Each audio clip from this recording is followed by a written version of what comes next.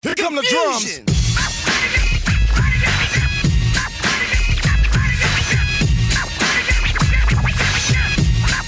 Here we go again. Another podcast, direct-to-podcast episode of the Pardon the Dissent show is happening right now.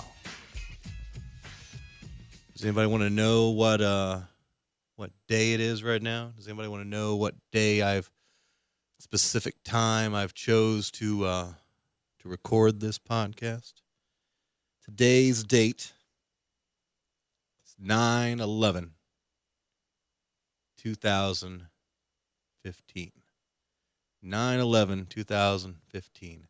14 years since the day that we were told 19 hijackers, 15 of which were from Saudi Arabia, hijacked 4 U.S. aircraft in the United States.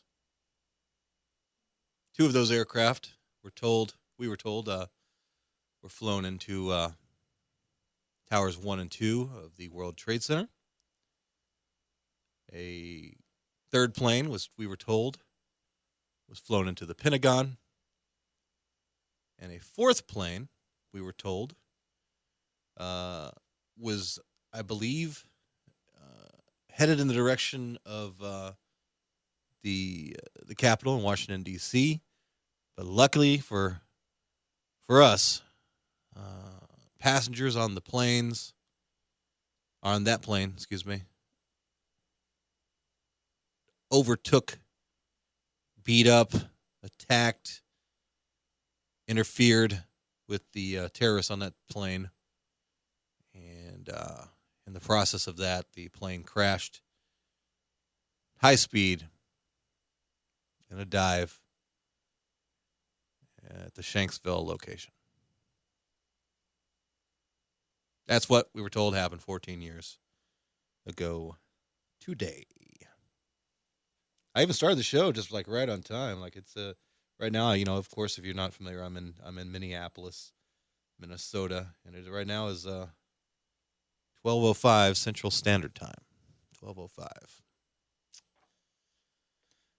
If you listen to the live show that we broadcast on Monday nights on AM 950 KTNF here in the Twin Cities, or if you listen to it as a podcast version, you know that the last week that show just this past Monday was dedicated to 9/11. I wanted to make sure that if we did an episode on that we did it, on the live show, just to make sure that we've got as much listenership as possible, because I'm not sure how many people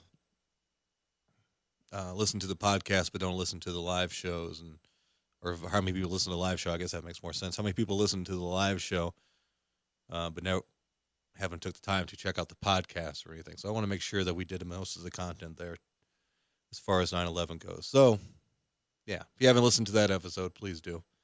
We were talked a lot about reasons to question the official 9/11 investigation. In that show, I did read from a story that was on truthandmedia.com that had been published on August 11th, 2014. And I'm going to spend this first piece of the podcast show here kind of covering or touching on a few more points about 9/11. So if you guys don't want to hear about it again, I'm sorry, but this is a very important issue to me. It is. It's a very, very important issue to me. And maybe because of if you look over history, there's so many things that have happened that were like game changers, incidents that happened that forever altered the path of history for not only just this country, but for the world. You think of all the major changes, where it be the use of nuclear weapons and in Japan was one. I definitely believe the assassination of John F. Kennedy was one. I mean, you want to think that, well, that's just happened here in America, but no, I think that that had an impact on the world. But 9/11 was definitely. I mean, I've lived long enough to I've experienced lived through a lot of history, but clearly, easily, the 9/11 the events on 9/11 is probably the biggest historical event that's ever happened in my lifetime, and it happened within a time in my I guess early 20s is when it happened, and that was a kind of I guess I was more mature at that time than anything else that had happened in history. Like if you think of something like the Oklahoma City bombing, where I have now in my older age have gone back and researched that and looked into that and studied that, and it with adult eyes. But when I first experienced when it was happening, I didn't have that. Not trying to say that when on 9/11 happened, in my very early 20s, I'm not trying to say that I was all that mature. Definitely wasn't. But it was a time where I had at least a beginning of an adult mind, and it was something that I had to think about. I had to analyze, absorb, and deal with. Sometimes like when you're a kid and something happens, like here's a perfect example. When I was a kid, during the Challenger disaster. I don't know if some of you listeners, you may not be old enough to remember that. I'm old enough to have remember that. Giving a little indication of my age here now. But when the Challenger exploded, Challenger was a space shuttle for you guys who don't follow historical events. I forget what old I was. I was pretty young. I know I was in elementary school, and I was homesick. It was a school day, but I was homesick, and I was living with my grandmother at that time, and I was in the living room on the floor playing with toys, and watching the Challenger launch happen. My grandmother was in the kitchen within eye shot of the television, and she was watching too. And then it happened, and the Challenger exploded, and my grandmother had an emotional reaction to it, and I really even couldn't even comprehend, even as the announcers and the media was telling me what had happened. Still, that was that immature, childish mind, just experiencing it, but not really getting it, And I didn't, so disconnected and so young and so immature at that point that I was able to oh, okay, well, that happened. Let me get back to these G.I. Joe toys I'm playing with and keep going with that. So that's what I'm saying. But now, but the 9/11 thing happened in a time where I had some maturity and some at least perceptions of the world around me, and I wasn't just a self-centered child. So I think that's probably why I consider it so important to me, because I experience. And also, I don't know if I mentioned this in the live show. Let's go ahead and talk about it. We're here. This is a podcast. Let's talk about it. When 9/11 happened, and unless you've just never listened to the show before, this is the first time you ever heard it, I am a self-admitted, very proud 9/11 truther. I do not believe at all that the official story given to us about 9/11 is what actually had happened. Okay? But when it did happen, 2001, I believed what I was being told. Yeah. I have some other friends who are truthers, and they'll tell me, I don't know if it's an ego thing or if they're being completely honest with me, and they'll say, "Oh, I knew right away, bro. I knew it." I'm like, "No way. That's a controlled demolition. Something's going on. This is not legit." Right? They'll tell me that all day long, and I'll just I'll accept it. I won't argue with them. But I'm very honest. I was completely fooled. Emotionally affected. I had to work that evening. That Monday night, I had to work, and I worked at a part-time at a restaurant It was one of the jobs that I had at the time, and I was a cook in the kitchen of this restaurant slash bar here in the Twin Cities. It was in Hopkins, actually, Hopkins, Minnesota, and I was very angry at the fact because I went to work, and it was on the news was on all the channels. There were people there, but I remember being so emotionally affected by it that I became angry because there were so many people there at the bar that were still laughing, still playing pool tabs.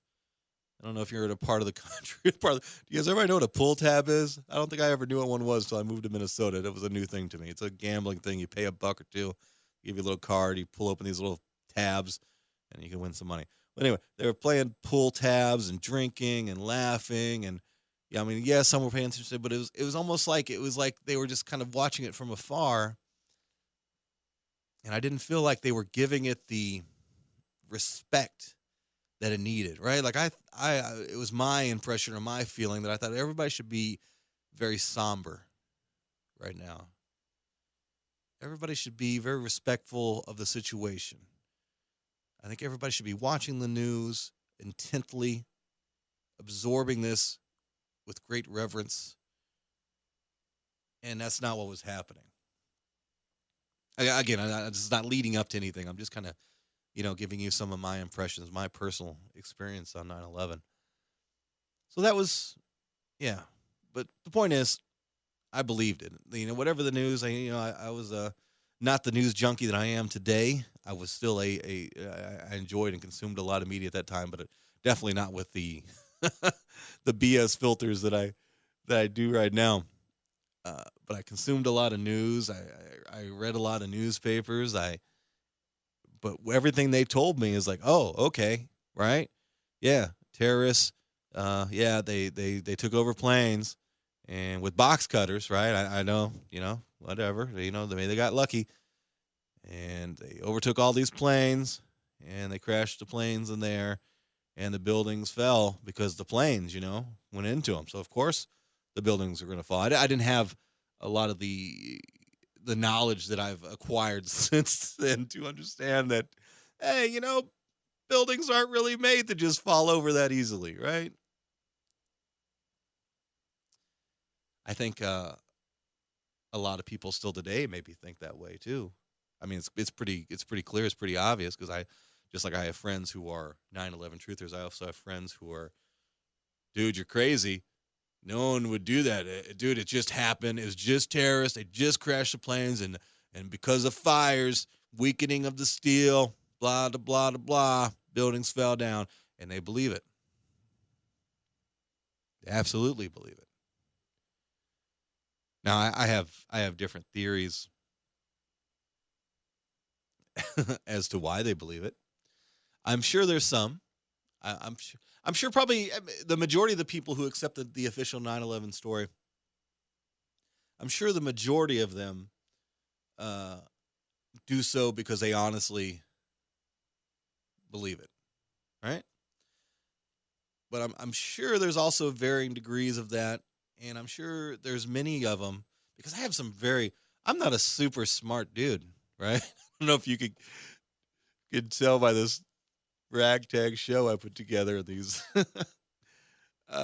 clearly not a rocket scientist here. I have a neck tattoo, for God's sake, right? Clearly, I'm not the smartest dude, right? But I have friends, though, very, very intelligent, college-educated friends who accept the story, or at least they tell me they accept the story completely. So that leads me to believe that these people who I don't know, as I'm recording, this is how I'm going off the cuff here, because I'm jittering thoughts as I'm actually talking to you, and kind of second guessing some of the stuff I'm saying as I'm getting ready to say it. Is maybe I'm confusing, and I think we all do that too. Sometimes I confuse college education, textbook learning with logic and actual intelligence. I mean, it's one thing to consume a lot of knowledge and remember that knowledge and be able to regurgitate that knowledge, and that's a skill. I don't know how smart that makes you. But maybe I'm confusing that with some of these people. Maybe they're very book smart and very well educated, but they don't have a lot of logic, or maybe a lot of experience with the world that will allow them to conceptualize, or to allow themselves to think that, yeah, it's not so unheard of that somebody, be it the U.S. government, members within the U.S. government, like, we can't say, I for sure don't think that it's every member of the U.S. government is in on this thing, but elements within our leadership uh, would maybe consider doing something like this for financial gain, or a combination of things like financial gain, or wanting to move policies, or for justifications for different kinds of policy that they want to enact on the world. I don't know. I think going back to the varying degrees of why people believe or don't believe. I think, and it's not my theory, I guess this instance here. It's sometimes something can be so life changing, or the idea of thinking something, or considering something, or believing something can be uh, such an impact on you that your defense mechanism, your fail safe, is to block it out, to deny it. I think there's probably a large percentage of people who claim to believe the official story that fit that description. Because think about it. I mean, there's a lot of people right now that are very focused on self. Right? They care about what's in their immediate bubble. That's what's most important to them. Right? I'm going to use the example of stand-up comedy. Right? I'm not performing right now, but I've been a stand-up comedian, and to do that job, like a lot of my friends do, still currently, you got to be very focused on self. It's very competitive. Uh, it's not like any other kind of job that you've ever had, and it's kind of described as like a bunch of sharks. When you're in a community of comedians, it's a bunch of sharks. All kind of, we were friendly, but we're still kind of all we're all in the same feeding frenzy of success and fame and whatever, you know, pleasure or whatever reward it is that we're as individuals are seeking from comedy. But you got to keep your head in the game to do it. You got to be focused. You got to keep your nose to the grindstone on those things. So to use that example, you to continue on and to do that, you have to shut out something like 9/11, right? Or the possibility of 9/11 being something other than the official story, right? You have to block that out, right? And I think that's part of the reason why I've pulled out of performing and not making that my focus. Though I would love to go back to doing comedy. I like what I'm doing with this radio thing right now because this is kind of like a go between for me. Because I can be funny, I can make jokes while dealing with these issues and topics that we talk about. So I get my comedy fix there, but still it allows me to shine the light, point my finger at all these issues, world issues, social issues that are important that I don't think people focus on enough. So that's really why I'm doing this. Because to be a comedian, being focused on myself and trying to find an individual success or fame is really impossible for me right now.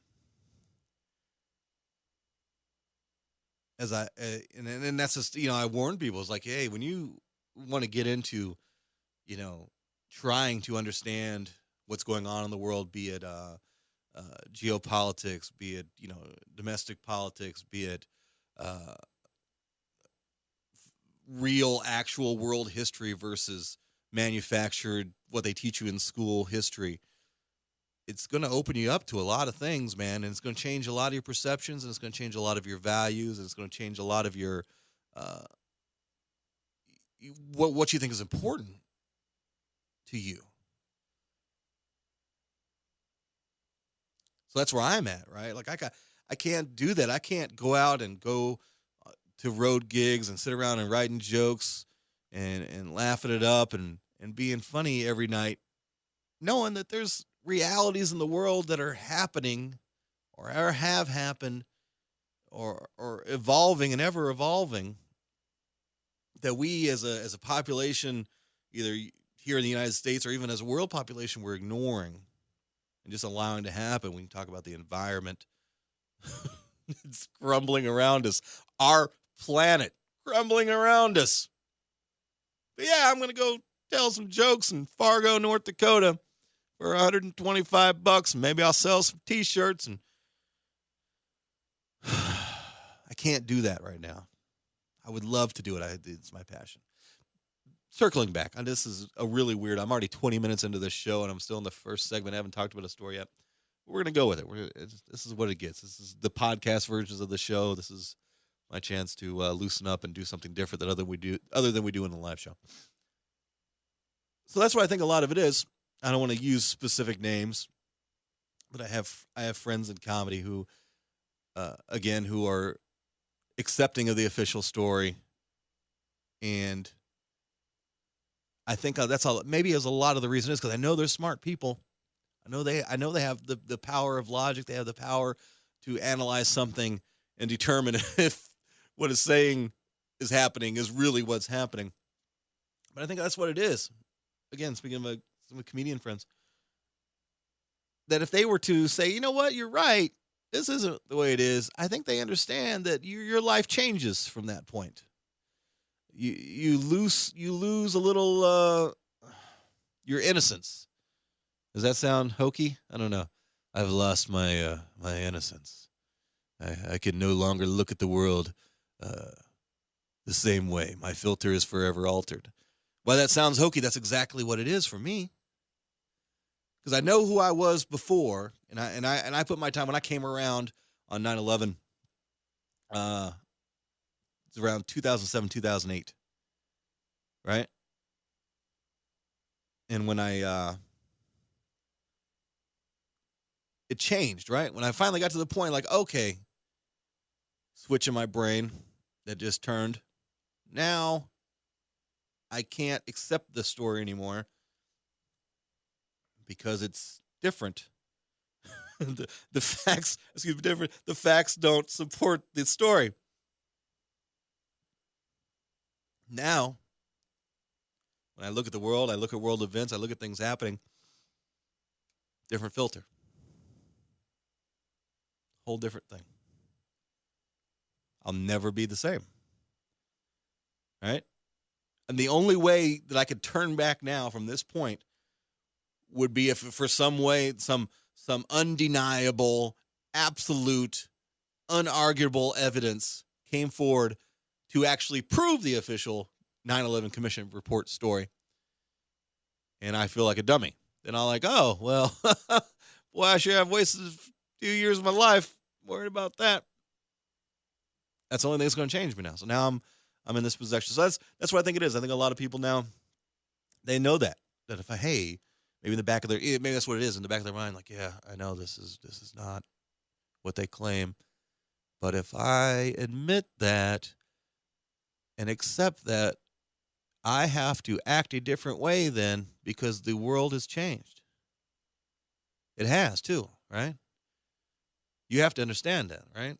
That if and when the truth, and I always speak in the position that I know that there's a different official, real story, that the official story is not the absolute and not the correct one. That the day, if and when it does come, that it is accepted by a majority of the world, and we're forced to deal with that. It's all on our plate in front of us. The world is going to change more so than any historic event has ever changed the world again. Like you think the way the world had changed because 9/11 happened. Imagine, if you will, for a moment, waking up on a day in the news reports and the newspapers and everywhere. There's nowhere else to run. There's no more denying it. The truth is out there. Whoever was involved, whoever was in control, whoever was a string puller, whoever did whatever, all becomes common knowledge. The world forever changes. And it could go multiple ways. Is it going to change for the better? Is it going to allow us to expose elements who were responsible, force us to rip that cancerous collection of influences out of our government, out of our world, out of our corporations, and rebuild for something greater? Something greater than we would never be able to reach before? Or is it going to be like an apocalypse, a social apocalypse, where everybody just gets mad and angry, and it's a very negative thing? Who knows? Again, I'm 26 minutes already into a podcast. It's only supposed to be on an average of an hour. And I've actually got a few other things I want to talk about that are 9/11 related. I don't know. All right, let's take a break. Knock out a few of the commercials that I have to stick in here to take care of my sponsors. I don't think I mentioned the sponsors when I started out here. Bell Bonds Doctor, Natural Pure Drinking Water, Minnehaha Recording Company, Stupid Simple Branding, and Scotty and the Don. Those are the sponsors that help me put the live show and the show together. We're going to take a quick break. We'll come back. I'm going to talk a little bit more about 9/11, and I promise I'll try to squeeze in some other stuff, too, so it's not just another 9/11 related show. Pardon the dissent. Joey the Vincent. Joey Vincent. Whatever.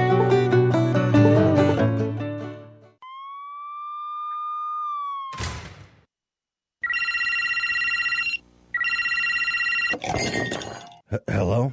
Oh, man, I'm really in a world of hurt now. Really? How long have you been there? I don't really know, but I have to be at work tomorrow.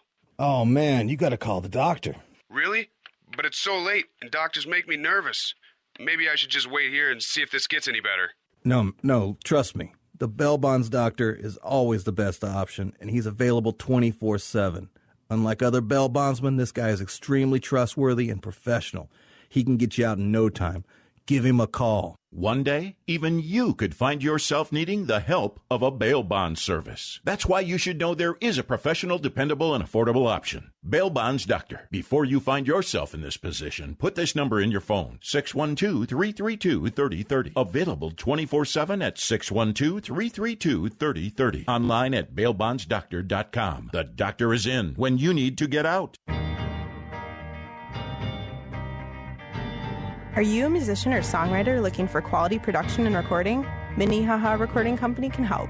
With over 10 years of experience in recording and production, Minnehaha Recording Company offers recording, mixing, and mastering on any type of project, including full bands, hip-hop artists, and podcast production. For more info, visit minnehaharecording.com or call 612-564-8088.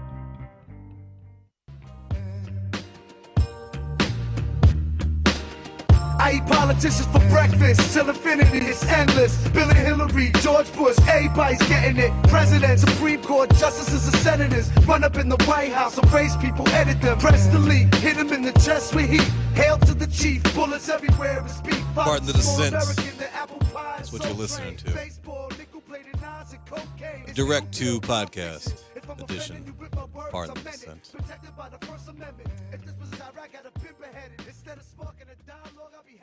Talking a little bit about 9/11 on 9/11.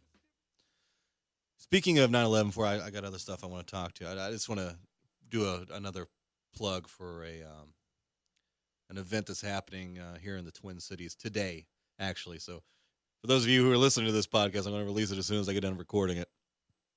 I don't know how many people we'll be able to hear it in time before the event happens. But I mentioned in the last podcast, I forgot to mention it on the live show, so I felt bad about that. But I'm going to try to get another plug in it for it. If you're in the Twin Cities, traveling in the Twin Cities today, you're in the area, and you're interested in looking into 9/11 and the conspiracy of 9/11, there is a free event that you can attend in the Twin Cities today. It's a free screening and discussion of the documentary "The Truth and Lies of 9/11." The Truth and Lies of 9/11. It's put on and I guess hosted by a friend of mine. His name is Sam Taylor. Tyler, excuse me. His friend, I always pronounce his last name wrong. Sam Tyler. He is he's an activist in the Twin Cities. Pick your social issue, whether it be environmental, police brutality, whatever. Very active in those circles.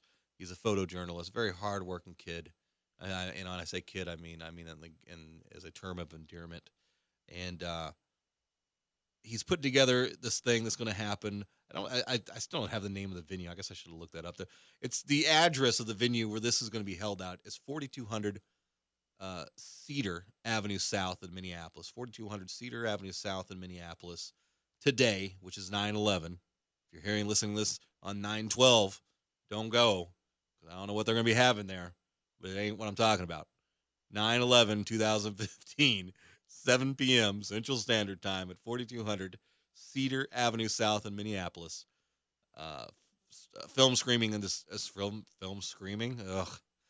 It's getting late. Film screening and discussion of the documentary "The Truth and Lies of 9/11." It's a longer documentary. It's 2 hours 24 minutes. I think they're going to provide some food there, some vegetarian spaghetti. Everybody's happy, vegetarian spaghetti, and you're invited to bring your own stuff too. It's like BYOB, but I don't know if you're supposed to bring beer, but bring your own chips, sodas, something if you want to share. Don't have to. You don't have to. You can be that guy, the guy that doesn't bring anything, right? I can't be there. I would be there. I promise you I would be there, but I have to work at my other job because my other job pays for this job because this job doesn't make any money. So yeah, I cannot be there. If I would be there, I would be there with bells on. I would bring 9/11 themed cupcakes, right? Where's the frosting? It's on the inside. Inside, like the inside job that happened that caused 9/11. Okay. I'm getting distracted. I don't even know what I was talking about before. I guess I was telling you about personal experience of 9/11 thoughts and ideas. This is a weird podcast. I don't know. 35 minutes in, still just talking 9/11. I don't know the 3 people in the world who are going to really appreciate this. Man, he's really getting into it, man. He's letting us in. He's pulling back the curtain a little bit. Yeah, I don't know. Usually I'm talking about the stories or whatever. I'm going to read something from the story that I was reading from on Monday's live show. Again, this is from truthandmedia.com, 6 Reasons to Question and Investigate 9/11. I'm going to first start reading. I'm going to read first the quote that I read again on the live show. I want to reread it because I think it's a very impactful quote that should, if you're not considering or looking into or don't think you need to look into 9/11 or don't care, this should change your point of view. And here's the quote. In the course of our investigation into the national response to the attacks, the 9/11 Commission staff discovered that the official version of what had occurred, that is, what government and military officials told Congress, the Commission, the media, and the public about who knew what when, was almost entirely untrue. That quote is from John Farmer, senior counsel to the National Commission on Terrorist Attacks upon the United States. I think that is a huge statement that should, if nothing else whatsoever, should at least encourage you, inspire you to take a first look at alternative explanations of what happened on 9/11. If for no other reason than to just debunk the suggestion that 9/11 was anything other than the Commission report's final results were. Yeah. And I think that's how I got into the 9/11 truth movement, is because like I told you in the first segment, I was one of the guys, hook, line, and sinker, fell for it. Like, oh yeah, terrorists. Yeah. So for those years between 2001 and I don't have the exact date, 2007, 2008, I was one of those people that whenever somebody would make the suggestion, hey, Joe, that 9/11 story, not true. Not true.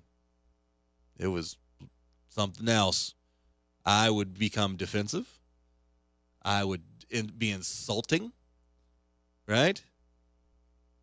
Just like some people do to me right now. What are you crazy? You think our government might have something to do with what happened on 9/11? They're not just going to kill almost 3,000 people, right? I mean, yeah, of course, in the course of war and history, we've killed millions of people. But for some reason, in my mind at that time, I was like, yeah, but these are American people in America, in New York City, the Big Apple. They're not going to do that. We save that killing innocent people stuff for other countries. We don't do that here. But in the course of that time of me thinking like that, I thought the best way to combat these silly yahoos in their foil hats was, well, I'll just take what you're telling me and I'll look into it. And I'm a smart guy. I'll be thinking and stuff. And I'm going to take what you said and I'm going to look up stuff and I'm going to prove you wrong. I'm going to prove that that's a lie. I am. I'm going to prove that that's a lie. Yeah. Oh, building fell at free fall speed. I'm going to go look at that. Oh, wait a minute. Oh, wow. Look at here. That building did fall at near free fall speed. Interesting. Well, that's just a coincidence. I'm going to look into something else. What did the other guy tell me? Oh, yeah, the guy that told me, he's like, yeah, Joey, 3 buildings fell, 2 airplanes. I'm going to look into that. 3 buildings. I didn't hear anything about a 3rd building. Right? It's just 2 times. Oh, wait a minute. 3 buildings did fall. Oh, no. Yeah, so that was my process. I was going through all this stuff, and I'm like, oh, yeah. Not everything you can completely 100%, prove. Sometimes it is conjecture. Sometimes it is, putting, pieces together in the most logical course of events, things that make the most sense. But the majority of stuff that I can point to when I'm trying to convince somebody or get somebody to look at another thing is they're pretty easy to confirm things, whether it be very science-based things or actual documented events and things that happen that people just don't consider. Here we are, 40 minutes in. I don't know. For the people that appreciate this show, and now disjointed it is, I thank you for sticking in there with me. I hope everybody's enjoying this as much as I am. I'm going to read another section of this story. This is something I did not read on the live show on Monday night. Again, this was the 6 reasons to question and investigate 9/11. This was the number 3 of the 6. And the subtitle here is 9/11 Commission Members Embarrassed and Set Up to Fail. So this kind of ties into the quote there a little bit from John Farmer, the senior counsel to the 9/11 Commission on Terrorist Attacks upon the United States. 442 days after the National Commission on Terrorist Attacks upon the United States, also known as the 9/11 Commission, was established, the commission was chaired by 5 Democrats, 5 Republicans. The final report of the National Commission on Terrorism Attacks upon the United States, or 9/11 Commission Report, was released on July 22nd, 2014. The report was wrought with controversy from the beginning, with the Bush administration fighting testifying under oath and publicly criticizing appointments that were seen as conflicts of interest. Stop right there. You guys do remember that, right?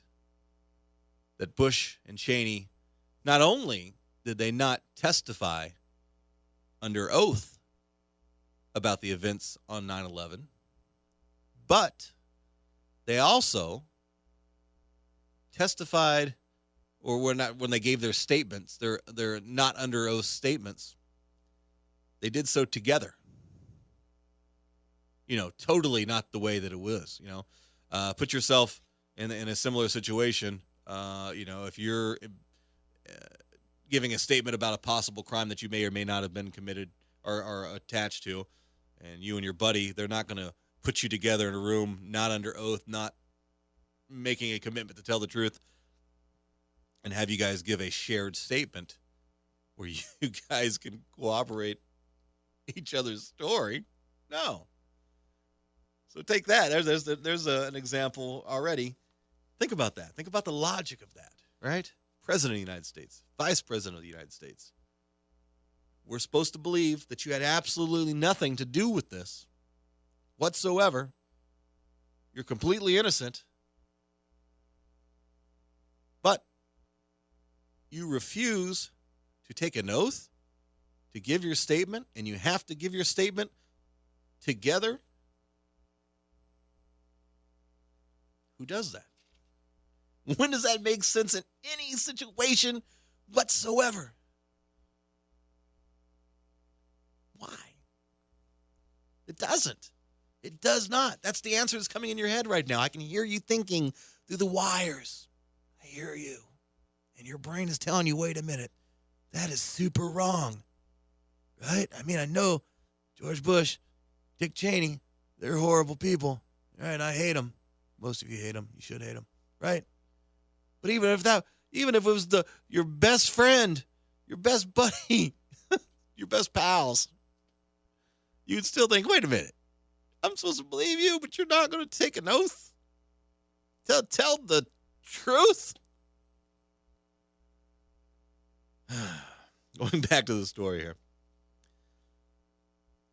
The report was wrought with controversy from the beginning, with the Bush administration fighting testifying under oath and the publicly criticizing appointments that were seen as conflicts of interest.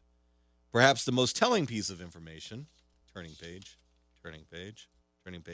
came from the chairman of the 9/11 Commission himself in 2006, Chairman Thomas Keane, former Republican governor of New Jersey, and Vice Chairman Lee Hamilton, former representative from Indiana, co-authored the book Without Precedent, The Inside Story of the 9/11 Commission. In that book, Keane writes that the commission was, quote, set up to fail, end quote. In an interview with CBC News, Keane was questioned further on his comments. He states, quote, we had a lot of people strongly opposed to what we did. We had a lot of trouble getting access to documents and to people. We knew the history of commissions. The history of commissions were nobody paid much attention to them, so there were all kinds of reasons we thought we were set up to fail, end quote. At a recent press conference for the 10-year anniversary of the release of the government's official report on the attacks, Keane and Hamilton were questioned by a family member of the on the 28 classified pages.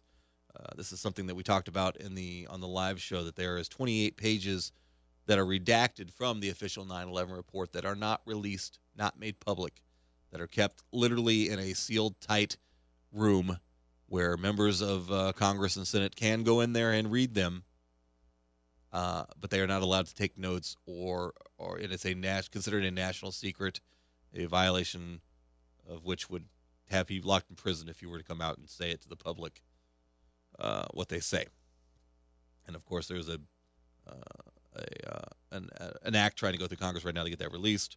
I believe it's still in the Senate right now.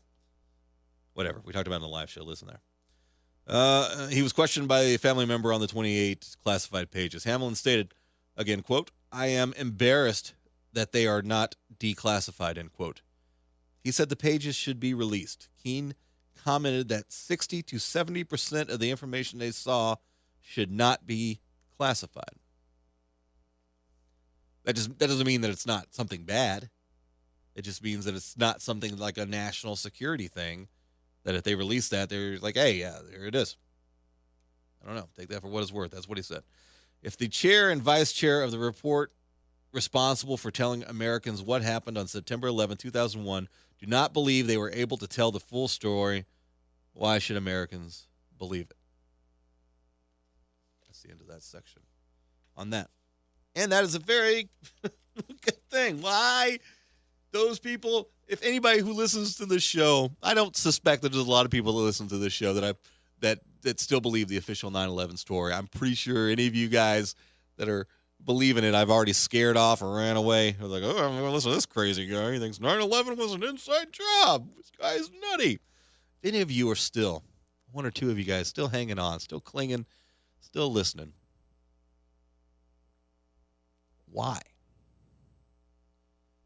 Of just the small thing. And again, I could do episode after episode after episode, or show after show after show, and not cover all of the crap that that I've consumed over these last years, 10-something years, 14 years now.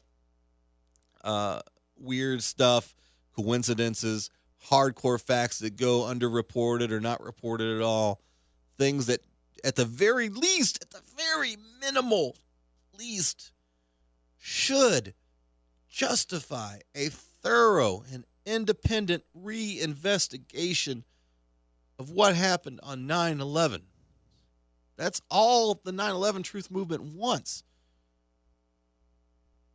Look, groups like Architects and Engineers for 9/11 Truth have hardcore, documented, public data research they put into this that's there waiting for peer review. Put together an independent board of the most well-known and respected public architects, engineers, crash investigators, whatever, put them together and look at what's there and do a public accounting of everything. Why would you not want that? Why would you not demand that that be done? This is the most horrific crime in history of the United States. A crime that led to literally unknown trillions of dollars spent in its name. Thousands of U.S. troops killed in its name. Over 1 million Iraqi and Afghani people, innocent people, killed in the name of what happened on 9/11. Our world has changed. Our way of life has changed. The way we look at each other has changed. The way we go to an airport has changed. Think of all these trillions of dollars that have been spent on war and new security and new homeland security crap. And what if we had all those trillions of dollars invested in the nation, in a thing that would actually help people, How many free educations have we bought? How many homeless people could we have sheltered? How many hungry people could we have fed? How many diseases could we have cured?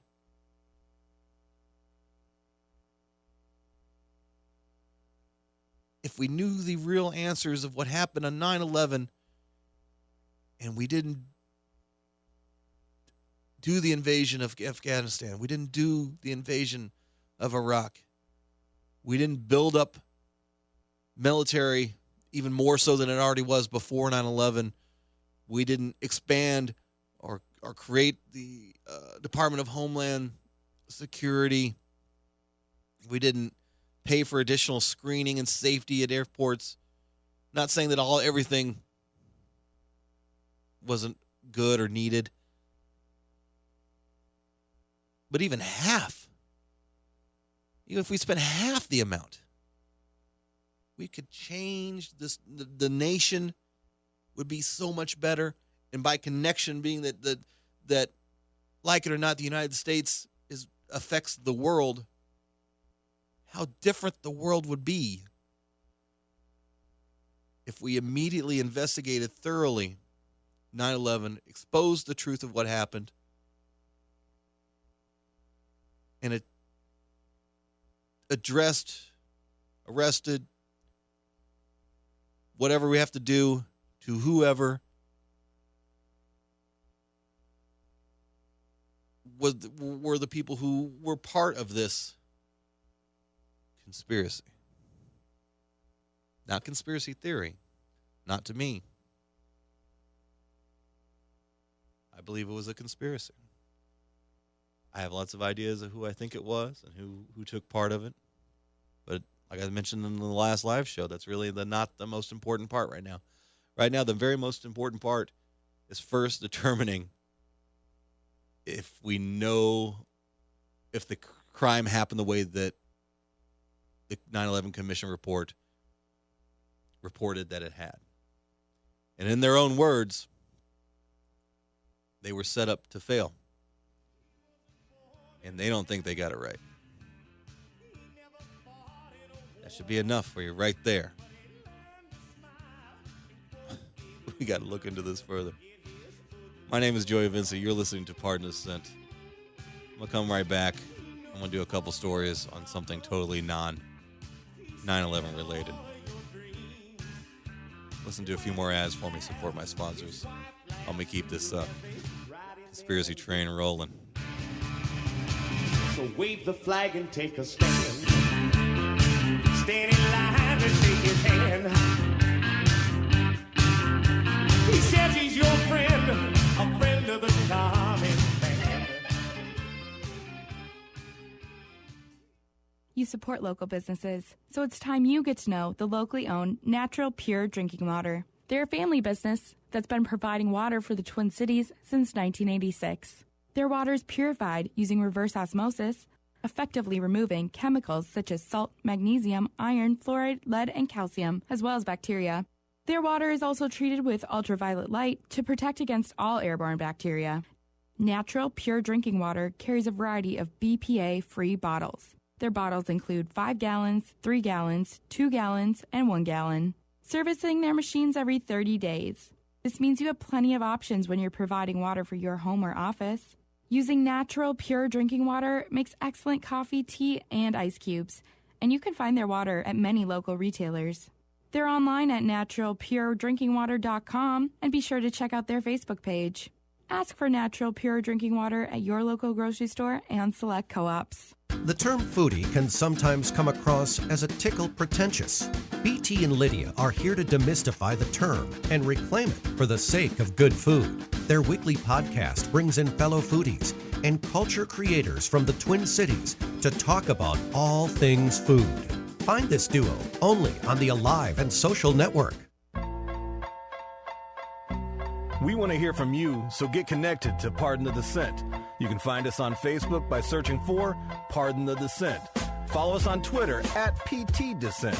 Email us at pardonthedissent@gmail.com and visit our website, pardonthedissent.com.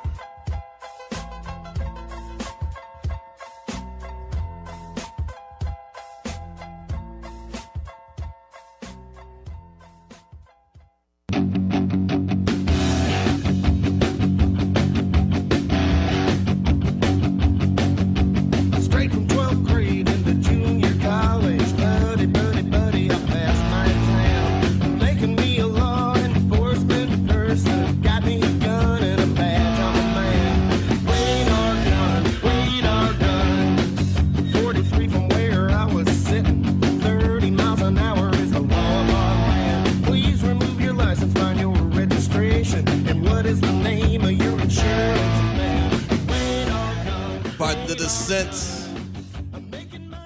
Direct to podcast edition of Pardon the Dissent. Boy, that was my favorite cop song. I love that song. That is Radar Gun by Bottle Rockets. I love it. I love that song. And by the sound of that clearly insulting to cops song. Here we got some cop news. No more 9/11. Not today. Not this show. I'm sure it's going to come up again, knowing me. Anywho's. The story I'm about to read to you, a very bad cop story, is from, it was on multiple sources. It was actually made a significant amount of national news. I haven't heard much recently about it. And it's happened a week or so ago. But I'm getting this from countercurrentnews.com.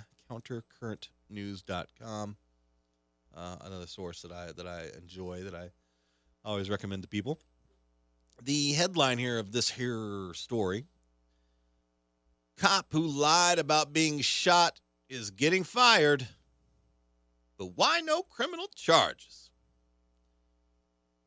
If you haven't heard about this story, don't worry. As I read through here, you'll catch the gist of it.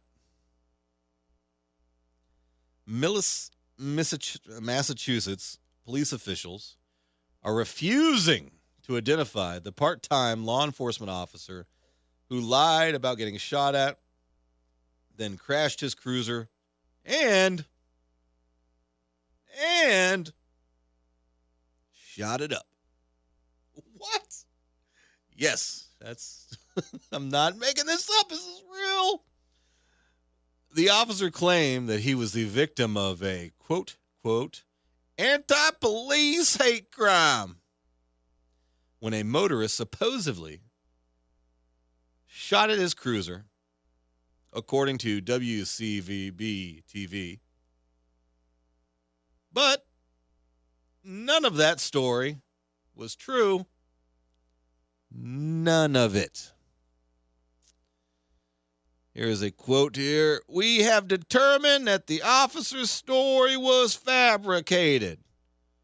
Specifically, that he fired shots at his own cruiser as a plan to concoct a story that he was fired upon." That's Sergeant William Dreyer. That's what he said during a press conference.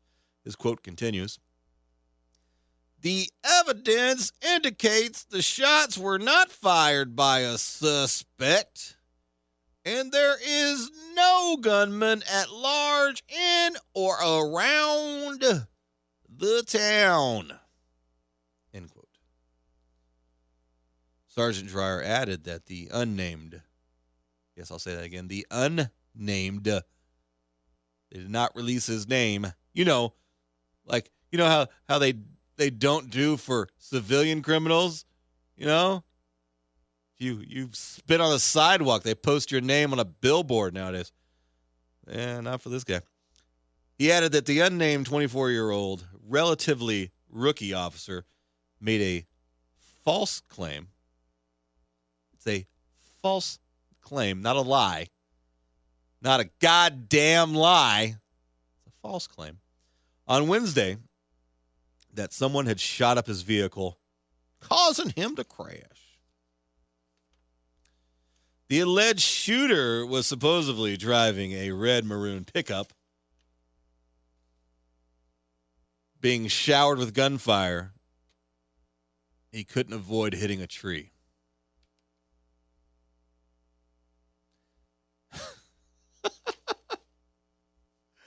Before I read, it was just let's mind model here a little bit, right? Would you have loved to have been, somewhere, off on the side of the road, and you're just, whatever, the cop doesn't see, and he's, for whatever reason, he crashed into a tree. Who knows what he was doing, right? That's a funny.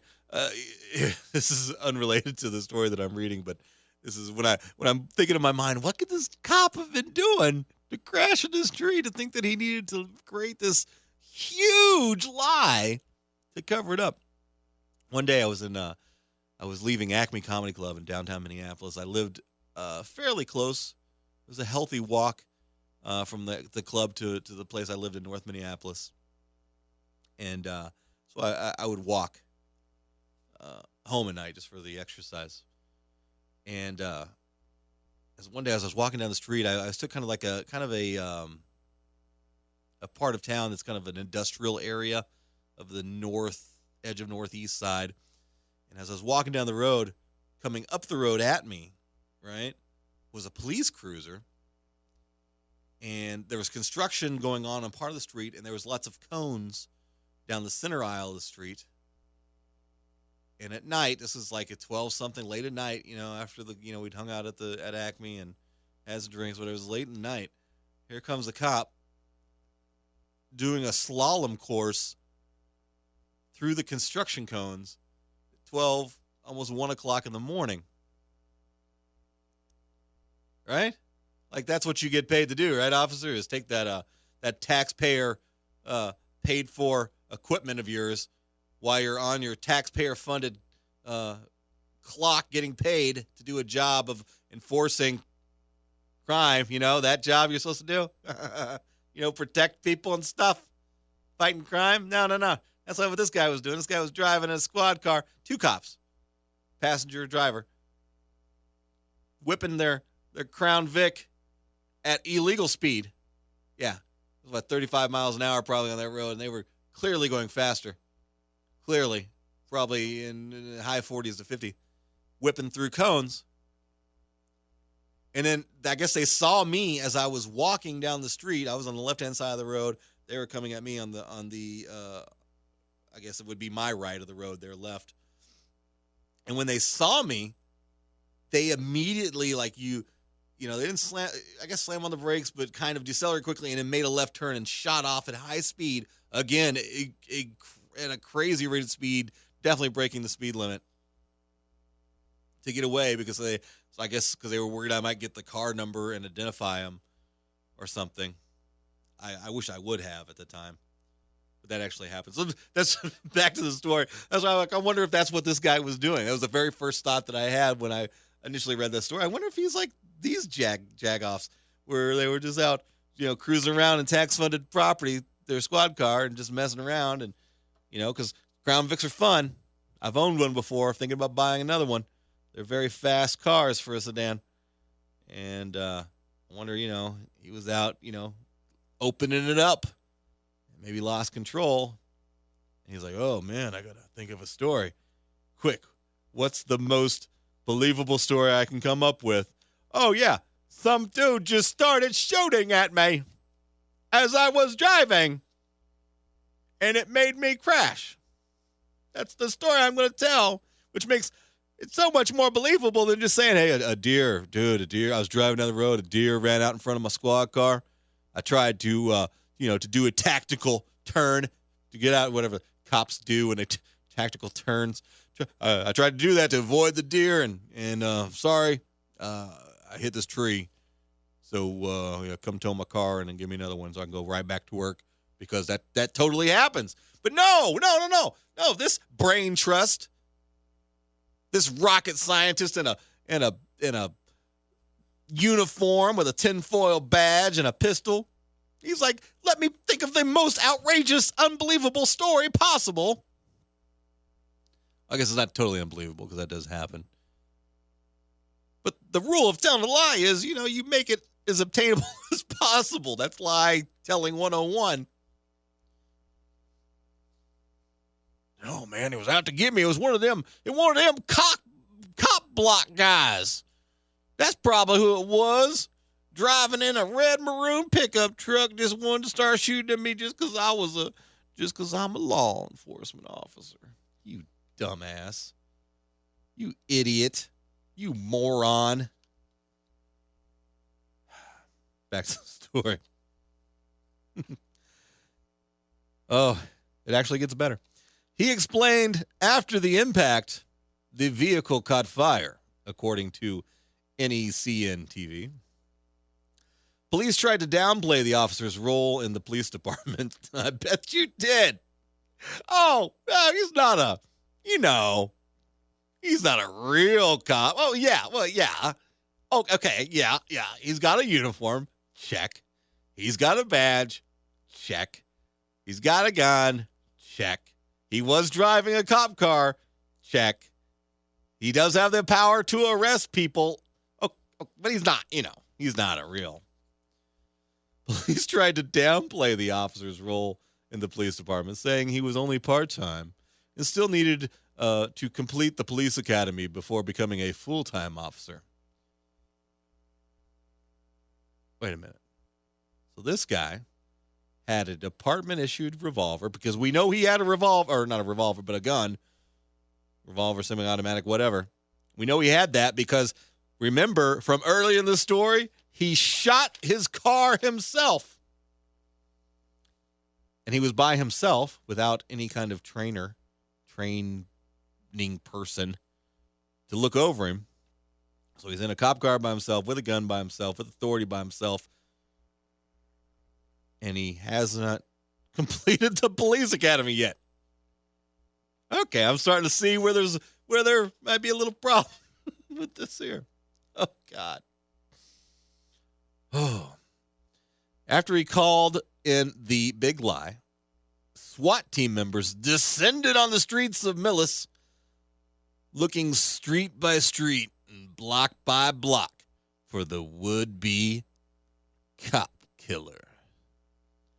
And I know they were too, right? Because that's how cops get, right? Like, they don't give a damn about your dog, right? They'll just shoot that, or you, right? Like, if you make the mistake of moving your hand the wrong way, they will blow your brains out. They will. I'm not making that up. I think we've all seen this enough. We've seen this movie before, right? Don't give a damn about dog's life. Don't give a damn about citizen's life. But wait a minute. You threaten or hurt one of their fellow officers, even though this one hasn't gone through police academy yet. We are going to come and we are going to hunt you down. We're going to get you, right? They are going to lose their mind and get you. That's why I totally believe it. That's what happens. SWAT teams everywhere, full SWAT gear, big rifles, flash bang grenades, helicopters, right? They're getting ready for the big manhunt for this cop killer. Somebody call the donut shop. We're going to need some snacks. Back to the story. I'm having way too much fun with this here, but this story is fun. But there was no one to find.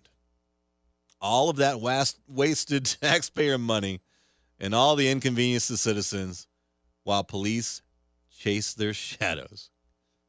Excellent writer on this story. Dreyer explained that they know from ballistics testing that the officer was lying. Yeah, you dumbass. See, that was the part you missed by not, finishing the police academy part, is that one class where you take, ballistics investigation, where they can know, by the impact, the angle of impact, the damage that the impact creates. They can figure out distance and angle and things like that. But no, you didn't know that, did you? Did you, officer that's not going to be identified? You didn't know that part. Early reports suggest he might face criminal charges. But when we called the police department, we being the people who wrote this story, they would not confirm that the unidentified officer is actually going to be prosecuted. What? What? They're not going to arrest this guy? Let's go over again what he did. Drove a police car. Somehow crashed it. Decided to lie about crashing it. Devised this plan. It's not even worth calling a plan. It's so damn stupid. Devised this scheme. This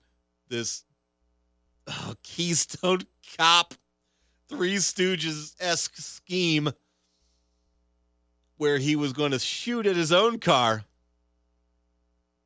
I don't know if that's what caused the fire or if it maybe just caught on fire from the accident. Who knows? We'll ever get the whole story. And then blame it on a cop killer. But he's not going to get arrested for that.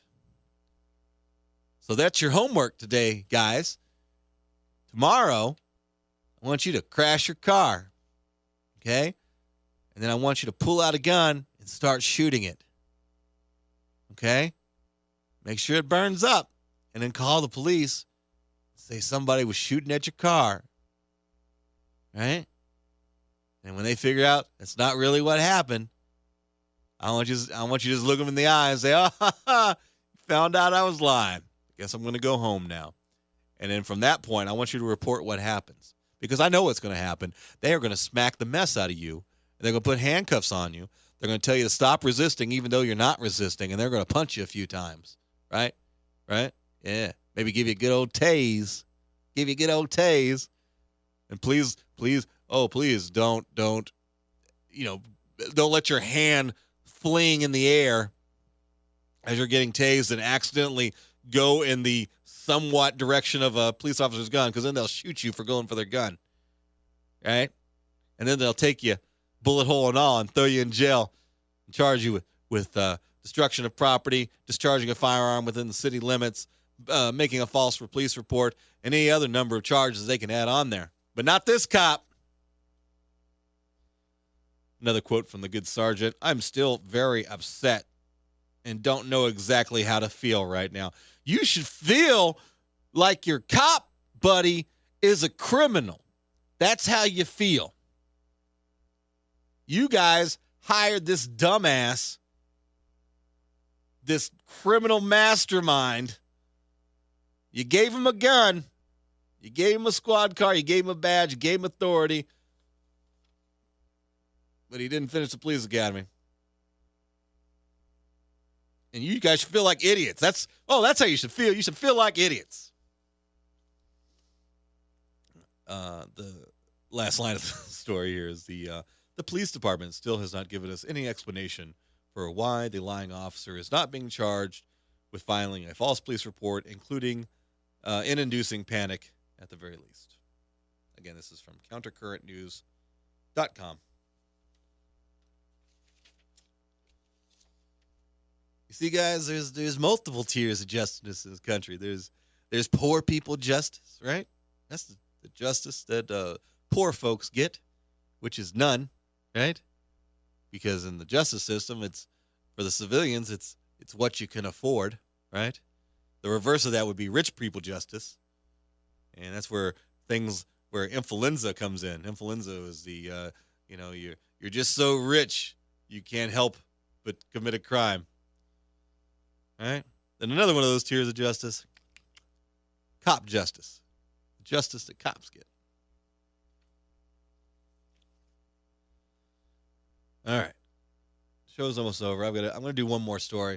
I've been talking a lot in the last couple shows, live show and podcast, about how I don't have any good news stories.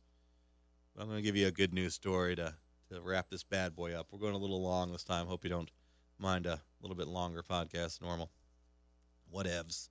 The story is from collectivelyconscious.net. Good news story. This might not be new news to some of you, but I'm sure some people haven't heard of this yet. It's fun, even though we've already heard about it already, and it's still kind of cool to hear it again. The headline is, this 3D printer can build 10 houses a day for $5,000 each. 10 houses a day for $5,000 each. Somebody who's got I don't want to do it. I'm too lazy right now, and I want to wrap the show up. But somebody should do the math of how much we spent on the war in Iraq and the war in Afghanistan so far. Right? Find out how much that is dollar-wise. And then figure out exactly how many days we've been fighting those wars in Afghanistan and Iraq. And then do the math and figure out how many homes we could build for $5,000 at 10 homes a day. For all that, and see how it comes out. I said I wasn't going to talk about 9/11 anymore, but it snuck in there. Anyway, the story. The days of lengthy, inefficient, and costly construction projects could be coming to an end private inventor Ma Yihi, I don't know, it's Asian, something like that. Ma designed a 3D printer that built 10 homes in a single day. The China-based company, building and research center are all constructed of 3D printed walls. The building's walls are energy efficient, made of recycled construction waste and mortar. The roofs still have to be applied by hand because the printers aren't yet versatile enough to manage the complete task. Not only is the printer environmentally ideal, but it potentially has the ability to produce, turn the page, sound low-cost housing for poverty-stricken communities. You know, like a lot of America right now. And the houses are produced for around $5,000. The company intends to produce them as a method of modernizing poor housing conditions in Chinese villages. Even though this technology will continue to be improved upon, 3D printed housing is the kind of innovation. Oof, can't read well. And the kind of innovative thinking and technology that will fuel the advancement of mankind while preserving the environment. Right? It's not new. I've read similar stories about that, but it's nice to, kind of cap off with something that's at least positive. If we could ever stop killing ourselves long enough, killing each other, fighting wars, digging for oil, drilling for oil in the Arctic, destroying the environment, ever stop focusing on football. Football started today. Yeah, go Pats. Go Pats. It was an epic battle of the guy that cheats against the guy that shows his wiener to chicks in the bathroom. It was an epic matchup. The cheater won. I mean, he gives a rip. Yeah, if we could ever stop caring about stuff like that or keeping up with the Kardashians, maybe we could take all this new developing technology and make enough changes on this planet just long enough where we could create a world where we want to live in again and, maybe just focus our energy on, I don't know, maybe exploring the universe. Making humanity maybe survive more in a few more years. Thank you guys for listening to this show. I appreciate it. Once again, I want to mention the names of sponsors of Bard of the Descent. Title sponsor, Bell Bonds Doctor, Natural Pure Drinking Water, Minnehaha Recording Company, Stupid Simple Branding, Scotty, and the Don. This is a podcast episode. Make sure you tune in next Monday night at 11 p.m. Central Standard Time, AM 950 KTNF if you're in the Twin Cities. If not, find KTNF on TuneIn Radio. Part of the Descent. Keep seeking the truth. With your flags.